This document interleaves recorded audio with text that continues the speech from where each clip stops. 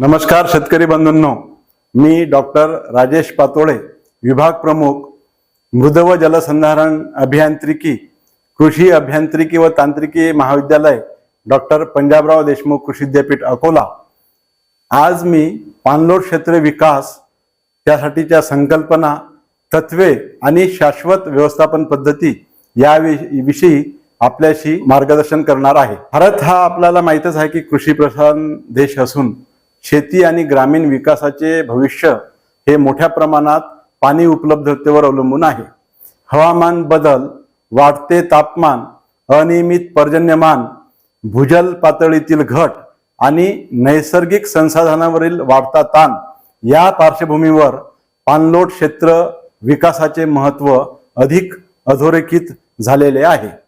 आज पाणलोट क्षेत्र विकास म्हणजे जमीन, पाणी, वनस्पती आणि मानवी संसाधनाचे एकात्मिक व शाश्वत व्यवस्थापन करणे अशी आपली ही संकल्पना आहे। याचा मुख्य उद्देश पावसाच्या प्रत्येक थेंबाचे संवर्धन करून मृदा, जल आणि पर्यावरणाचे संरक्षण करणे हा आहे। आता आपल्याला माहित पाहिजे की पाणलोट क्षेत्र म्हणजे काय। एखाद्या विशिष्ट क्षेत्रात पडणारे सर्व पावसाचे पाणी जे एका मुख्य नाल्यात, ओढ्यात किंवा नदीमध्ये एकत्रित होते त्या संपूर्ण क्षेत्राला पाणलोट क्षेत्र असे म्हणतात।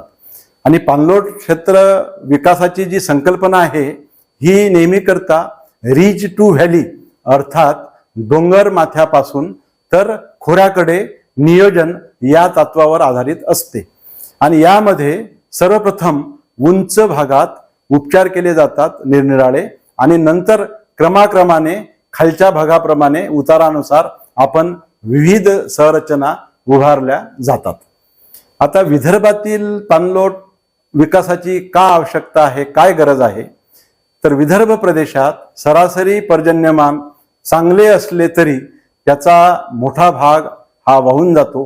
परिणामी काय होते, जमिनीची धूप वाढते, भूजल पुनर्भरण हे कमी प्रमाणात होते, विहिरी व बोरवेल्स लवकर कोरड्या पडतात, पिकांना पाण्याचा ताण सहन करावा लागतो आणि पर्यायी उत्पादनात घट येते। या समस्यावर प्रभावी उपाय म्हणून पाणलोट विकास कार्यक्रम राबविण्यात येत असतो। आता पाणलोट व्यवस्थापनाची काय उद्दिष्ट आहेत, तर पाणलोट व्यवस्थापनाची खालील प्रमुख उद्दिष्ट आहेत।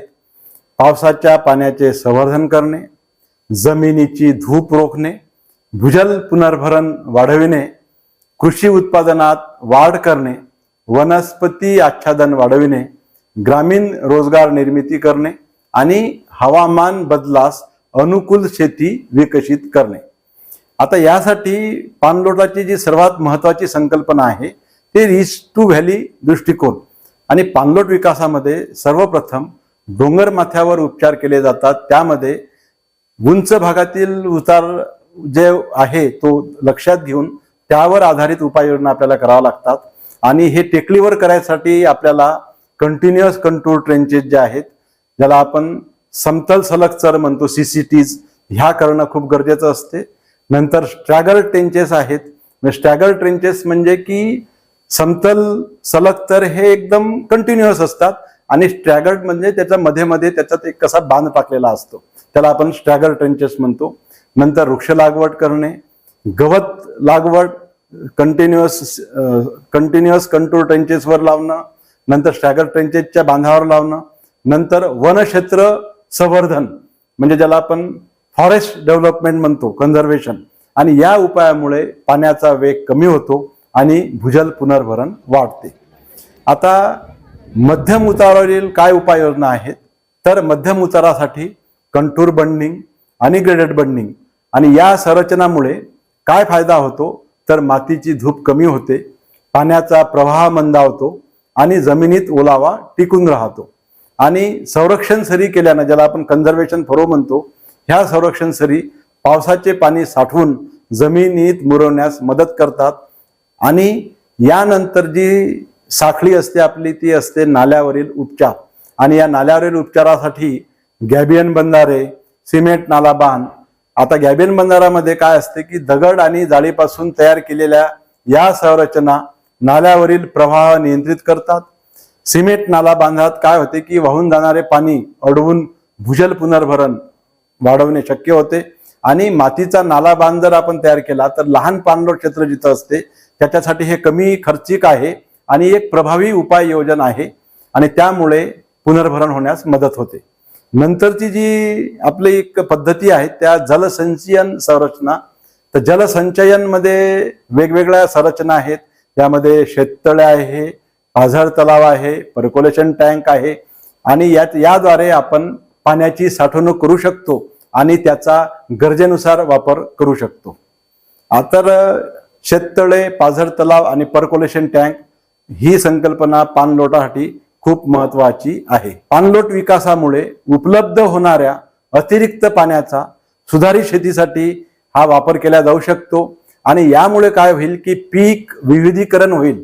मग यामध्ये आपण धान्य पिकाचं आपला बदल होऊ शकतो.